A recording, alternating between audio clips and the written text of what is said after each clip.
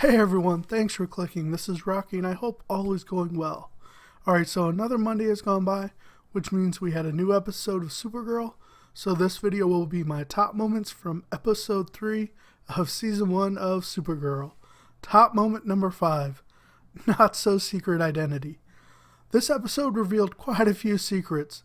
Wynn now knows that Clark Kent is Superman, which will be interesting considering they are bringing in his father, who will be the villain Toyman. Also, Kat learned that Supergirl is Superman's cousin, which means almost everybody does now, including villains. This was definitely a Berlanti thing, as we see similar things occur in Arrow as well as The Flash. Number 4, enter Maxwell Lord. This was a great introduction of Lord, as it showed off his intelligence, snake-like charm, and that he's pretty much a dick. Lord has a long history in the comics and was very close with many members of the Justice League, and at one point actually helped put the League together. Though at his core he was a villain that loved to manipulate events from behind the scenes. Eventually DC decided to make him a metahuman with the ability to telepathically manipulate minds. This power grew and lessened in power over time, but at its peak he was able to take over Superman's mind and with some tech, wipe memory of his existence from nearly everyone on Earth. On the show we have not seen any hint of this power, but we do see him manipulate things a bit, and it seems he has his sights on Kara. He should make things pretty interesting from this point on in the show. Top moment number 3, the mysterious Hank Henshaw. Trying to figure out who or what Hank Henshaw is has become one of the funnest things on the show for me. Last episode we got the eye glow, and this week we get the eye glow again, and it seems to be in reaction to something Alex is doing.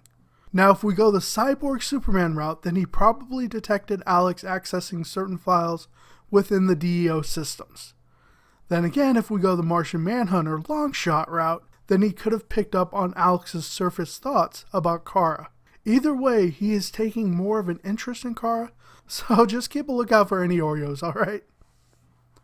Number 2, his name is Reactron. Now this character has been heavily changed from the comics, as he is tech-based now as opposed to a metahuman. He had a couple different origins in the comics, though it seems the show is going a new direction, which is perfectly fine. At the core, his powers remain pretty close to the comics, as he's able to generate large amounts of radiation, which he can use for varying effects, though prominently he uses them as energy blasts. Traditionally, he was a Supergirl and Power Girl villain, as opposed to a Superman villain that this show suggests. In the comics, he received a hybrid or variant gold kryptonite heart at one point that allowed him to negate Kryptonian powers for a short time. I feel the show was trying to play off this idea, as the energy used by Reactron did have a gold color to it. I thought the special effects of his powers were great, and the fight scenes with Supergirl looked pretty good for the most part. They set him up as a pretty sympathetic villain, so I think we're going to see this played off later on, possibly by Maxwell Lord. Number 1 top moment of the episode, I need you to believe in me. For me, this was the strongest message of this episode, as Kara really needs others to believe that she can be Supergirl. The problem is that she still does not believe she can be Supergirl, and also she's not going about things in the best way. She came across pretty cocky, but was taking down quite a few pegs, nearly being killed by Reactron. She really needs to focus on training to use her powers, as well as strategy. This is going to come from trusting the team around her, but again, we need to see Kara learn and apply these skills. Just like I've said about Arrow and The Flash, we need to see these heroes evolve so that they can truly be seen as superheroes. Okay, so my final thoughts. This was a mixed episode for me, as I like the idea of Kara wanting others to believe in her, but on the other we did see another mini breakdown from her. Yes, I can understand she almost died, but I need to see her grow emotionally stronger.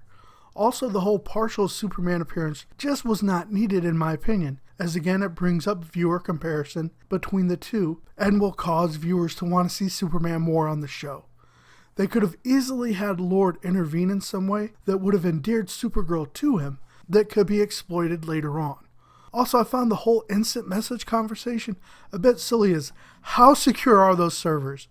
Look, I can suspend disbelief to an extent, but that part just had me shaking my head.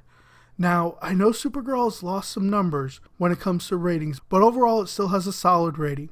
I am thinking next week will give us an idea of what consistent view numbers will be. Also, we should find out soon if it's going to have a full season run, as I believe the show's only set for like 10 or 13 episodes right now. I have to say, CBS is not helping themselves with the limited ways to stream the show if you miss it on its live air date. I still believe in this show, but they really need to start cranking things up. Alright guys, those are my top moments from episode 3 of Supergirl. Go and let me know your top moments down below, or if you have any questions on the episode or characters, go and put those down in the comments below as well.